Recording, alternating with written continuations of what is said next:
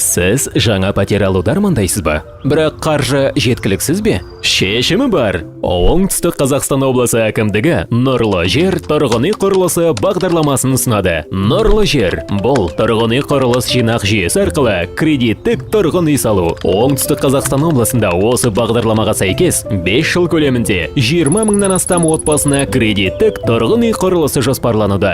1 шаршы метр құны 140 мың теңгеден бастап 220 мың теңгеге дейін. Тұрғын үй құрылыс жинақ банкіде депозит ашып, пәтер құнының 30%-ын жинақтап немесе салып, бағдарламаға қатысуға өтініш беріңіз. Жинақтау шотын ашу, келісім шартқа отыру және келісім бағасын өсіру комиссиясыз 0 теңге. Нұрлы жер бағдарламасымен тұрғын үй алу енді оңай. Нұрлы жер бағдарламасы баспана алу үшін ең жақсы шешім. Нақты мәліметтерді тұрғын үй құрылыс жинақ банкі офистерінен ала аласыз.